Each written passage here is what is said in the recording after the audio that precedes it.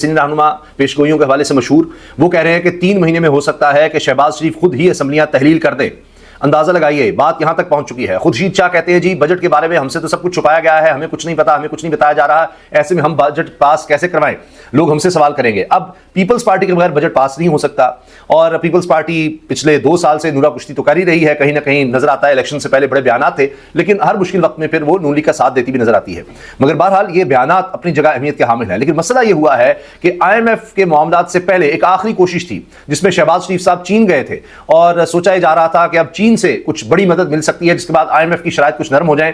تو جناب خبر یہ ہے کہ چین سے کچھ خاص نہیں مل سکا، اور MOUs ہی صرف سائن ہوئے ہیں، میمورنڈم آف انڈرسٹینڈنگ۔ یہ صرف ہے کہ ایک وعدے وعید ہوتے ہیں، میمورنڈمز ہوتے ہیں کہ جناب یہ کیا جائے گا، تو کنکریٹ کچھ نہیں۔ آج ماڈرن دنیا میں ان کے بارے میں کوئی بھی ماہر معیشت زیادہ بات نہیں کرتا کہ جی اس سے کچھ بہت بڑا ہو گیا ہے۔ اس کی مثال یہ ہے کہ سعودی عرب کے ساتھ کب سے سن رہے ہیں کہ $20 ارب کی سرمایہ کاری، وہ معاملہ ابھی تک نہیں۔ UAE کا کتنی دفعہ سن چکے ہیں، کتنی دفعہ دورے ہو چکے ہیں، ہر دفعہ MOUs سائن ہوتے ہیں۔ اب چین سے بھی یہی معاملہ سامنے آیا ہے۔ IMF کہہ چکا ہے کہ 550 ارب روپیہ جو آپ نے چین کے IPPs کا دینا ہے، اور ماشاءاللہ انہوں نے ہی، یہ نون لیگ کی حکومت نے ہی اتنے مہنگے IPPs لگوائے تھے، سوچا نہیں تھا، جن میں صرف ایک مثال سائیوال کول پاور پلانٹ کی بھی ہے، تو اس وقت انہوں نے یہ چیزیں نہیں سوچی تھیں۔ اب مسئلہ بن گیا ہے کہ 550 ارب 550 ارب روپیہ صرف اور صرف چین کے IPPs کا دینا ہے، اور چین ڈیمانڈ کر رہا ہے جی وہ 2 مزید انویسٹمنٹ کا تو آپ سوچ بھی نہیں سکتے۔ اب ہوا یہ ہے کہ چین سب سے زیادہ جس ملک کا ہم نے قرضہ دینا ہے وہ چین ہے، اندازہ لگائیے، ڈالر ہم نے دینے، اربوں ڈالر دینے ہیں چین کے۔ اب چین کہہ رہا ہے پہلے آپ واپس نہیں کر رہے، اور کیا کریں گے؟ IMF نے کہا ہے ہم آپ کو قرض اگر دیں گے تو آپ نے اس میں سے ایک دھیلا بھی، جس طرح شہباز شریف کو بڑا کہنا آتا ہے نا، دھیلا بھی، وہ چین کو نہیں دینا آپ نے، ان کا قرض آپ اس میں سے نہیں واپس کریں گے۔ اتنا برا حال ہو گیا حکومت کا کہ $6 ارب کا IMF کے ساتھ معاہدہ چل رہا ہے، یعنی بات ہو رہی ہے، جس میں بڑی مشکلات آ گئی ہیں۔ بڑی خبر میں آپ کو دے رہا ہوں، اور حکومت پھر بھی چاہتی ہے جی $8 ارب کا ہم سے معاہدہ کر لیں، $8 ارب کے ہمیں قرض دے دیں۔ بھئی $6 ارب پر معاملات خراب ہیں تو $8 ارب کہاں سے مل جائیں گے؟ اور شرائط آپ دیکھیے، شرائط ایسی ہیں کہ اب اس وقت تک، ابھی آج کی تاریخ تک معاملات طے نہیں ہو سکے، اور IMF کی بنیادی شرط ہے کہ جو بھی بجٹ ہوگا وہ ان کی شرائط کے مطابق ہوگا تو بات آگے بڑھے گی۔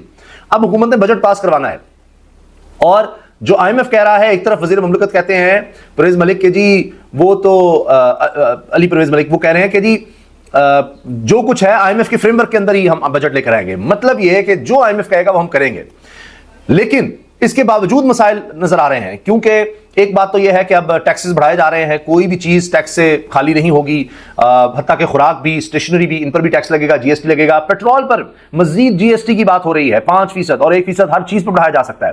5% پیٹرول پر الگ سے GST، یہ بھی ہو رہا ہے۔ اس کے باوجود کچھ چیزیں ہیں جن پر IMF نہیں مان رہا ہے، یعنی ساری شرائط ماننی ہے۔ اب کچھ اور معاملات جن پر اس وقت اختلافات ہیں وہ یہ ہے کہ آپ سابق فاٹا جو ہے، وہاں پر جو ٹیکس چھوٹ دی ہوئی ہے، ظاہر ہے کہ وہاں دہشت گردی کے خلاف جنگ میں جتنا نقصان ہوا، کیا ہوا، تو اس کے لیے جناب یہ کہا گیا ہے کہ ادھر ٹیکس چھوٹ حکومت کہتی ہے، وفاقی حکومت کہتی ہے وہ ابھی نہیں ہم لے سکتے، 1 سال میں دینی پڑے گی، ورنہ تو وہاں کے لوگ اٹھ کھڑے ہوں گے۔ تو IMF کہہ رہا ہے نہیں جی، کوئی ٹیکس چھوٹ کہیں بھی نہیں ہو سکتی۔ اب مسئلہ یہ ہے کہ لیمن گنڈا پور، پہلے ہی آپ نے دیکھا سوات میں جس طرح سے پشتون کارڈ سامنے آ گیا ہے، جو بڑی خطرناک گیم ہو گئی ہے، کیونکہ انہوں نے بار بار یہ حوالہ دیا کہ فاٹا یا ادھر کوئی ٹیکس نہیں لگانے دوں گا جب تک میں ہوں، تم ہوتے کون ہو، سوال ہی پیدا نہیں ہوتا، ہم سے ٹیکس لے کر اور آپ ہمیں دیتے نہیں ہیں واپس، یہ نہیں ہو سکتا، وہ اس طرح کی باتیں کر رہے ہیں۔ اور بار بار انہوں نے پشتون کا ذکر کیا کہ کشمیری جو ہیں وہ 2 دن تم ان کے آگے کھڑے نہیں رہ سکے، اور 2 دن میں تمہاری ہوا نکل گئی، تو اب جب پشتون نکلیں گے تو دیکھنا کیا حال ہوتا ہے۔ اسی طرح محمود خان اچکزئی، انہوں نے بھی پشتونوں کی بات کی۔ تو یہ اب آپ دیکھیں کہ معاملہ اس طرف جا رہا ہے۔ انہوں نے بتایا کہ جی یہ آزادی کے لیے ہم لڑے تھے، ہم نے بھی قربانیاں دی ہیں، ان کا خون کوئی سستا نہیں ہے، اس طرح کی باتیں کر کے وہ ایک پریشر بلڈ کر رہے ہیں جو بڑا خطرناک ماحول کریٹ کر سکتا ہے۔ اور سب سے زیادہ پاپولر جماعت خیبر پختونخوا میں تحریک انصافی ہے۔ آپ دیکھیں کہ وہ لوکل ایشوز کو جس طرح سے چھیڑ رہے ہیں، مثال کے طور پر وہ کہتے ہیں جی ہمارے لوگوں پر آپ ٹیکس نہیں لگا سکتے، ہمیں آپ بجلی دیں، بجلی نہیں دی جا رہی، اور مہنگی بجلی دے رہے ہیں، ہمارے جو واجب الدا رقم ہے خیبر پختونخوا کی وہ دیں، ہم لوگوں کو فائدہ دے سکیں گے، اور یہ ہمارے ساتھ وفاق تعاون کر رہا، پھر میں دیکھوں گا، پھر میں نکلوں گا، چھوڑوں گا نہیں۔ تو وہ اب اس طرح کا کارڈ کھیل رہے ہیں جو کہ بڑا خطرناک ہے۔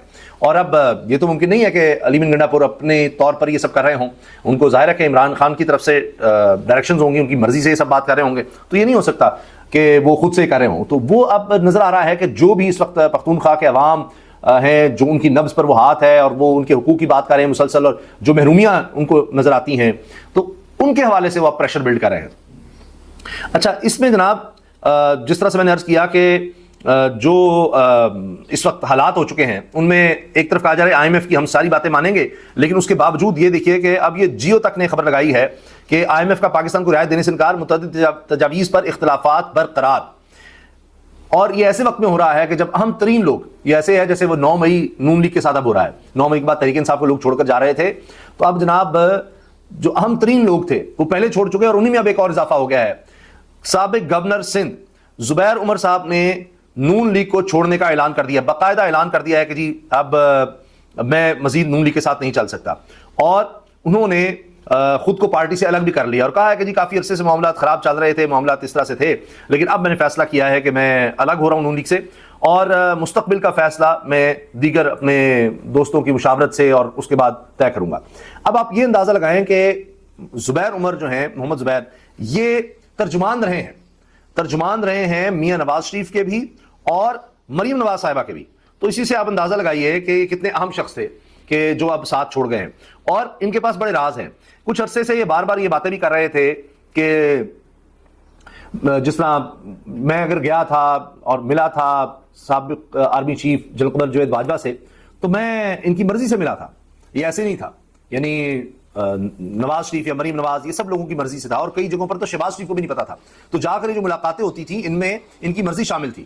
پھر اس کے ساتھ ساتھ یہ بات بھی یہ کر چکے ہیں کہ جس طرح انہوں نے پھر ووٹ کو عزت دو کا نعرہ اس سے پیچھے ہٹے، پھر ایکسٹینشن دی، تو ڈیل کی، تو ڈیل تبھی کرتے ہیں جب آپ میں کوئی کمزوری ہو، ورنہ تو نہیں ہو سکتا. اور پھر یہ چیزوں سے پھرنے لگ گئے، اور حتیٰ کہ نواز شریف کا باہر جانا وہ بھی اسی کا نتیجہ تھا، اس میں بھی army chief general Qamar Javed Bajwa involve تھے.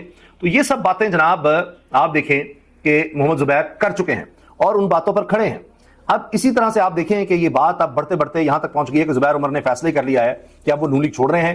پارٹی کا موقف تبدیل ہو گیا تھا، اس لیے خود کو پارٹی سے الگ کر لیا.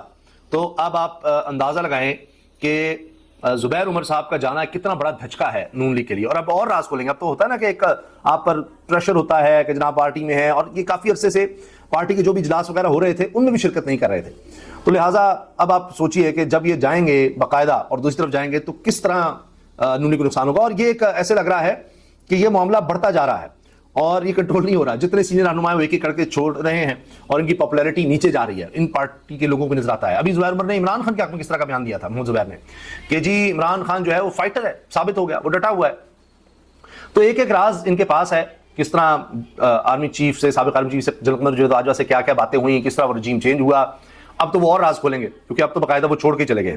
ایک اور خبر عمران خان صاحب کے حوالے سے آئی کہ اقوام متحدہ کے مرکزی دفتر کے سامنے تحریک انصاف کے چیئرمین کی رہائی کے لیے انوکھا احتجاج ہوا. عمران خان پر ہونے والے مظالم اور ناانصافی کی ڈاکومنٹری بڑی اسکرین پر چلائی جا رہی ہے. یہ اقوام متحدہ کے مرکزی دفتر کے سامنے یہ سب کچھ ہو رہا ہے. تو جناب اب یہ دیکھ لیتے ہیں کہ جس طرح سے میں نے آپ سے عرض کیا کہ آئی ایم ایف نے جو بھی کہا ہے سب چیزیں مانی جا رہی ہیں، لیکن اگر کوئی ایک بھی نہیں مانی جا رہی، آئی ایم ایف کہہ رہا ہے کہ نہیں، تو لہٰذا اب جناب اختلافات برقرار ہیں اور آئی ایم ایف اپنے مطالبات میں کوئی رعایت دینے کے لیے تیار ہی نہیں ہے. اور انہوں نے کہا ہے کہ جی قرض پروگرام جو ہے اس کی شرائط کو آپ نے بجٹ کا حصہ بھی بنانا ہے اور تمام ہماری شرائط آپ نے ماننی ہے.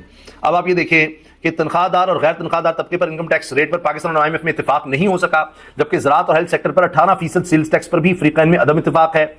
اور پاکستان کی طرف سے 1 لاکھ روپے ماہانہ پینشنر پر ٹیکس لگانے پر بھی آمادگی کا اظہار کیا گیا، جبکہ صوبائی اور وفاقی ٹیکسز میں ہم آہنگی کے لیے قومی ٹیکس اتھارٹی کونسل قائم کرنے کی بات چیت ہو رہی ہے. اچھا، اس کے ساتھ جناب اب یہ ہے کہ جی ایکسپورٹرز پر بھی انکم ٹیکس کی شرح اب عائد کی جا رہی ہے، 1% عائد کی گئی. اب اتفاق کیا گیا ایکسپورٹر سے اخراجات اور آمدنی کے مطابق ٹیکس وصول کیا جائے گا. ایکسپورٹر سے بھی جناب ٹیکس زیادہ لیا جائے گا. اور اس کے تحت آپ یہ دیکھیں کوشش یہ تھی ایکسپورٹ بڑھیں، لیکن اب ظاہر ہے ان کو بھی دھچکا لگے گا. اس کے علاوہ جناب سابق فاٹا کے لیے ٹیکس چھوٹ ختم کرنے پر اصرار ہے، اور وزارت خزانہ کا موقف ہے کہ سابق فاٹا کی ترقی کے لیے 1 سال کی ٹیکس چھوٹ ضروری ہے. سابق فاٹا کو درآمدی مشینری انکم ٹیکس پر چھوٹ دینا ضروری ہے، لیکن آئی ایم ایف کہہ رہا ہے کہ نہیں جناب یہ تو ممکن ہی نہیں ہے.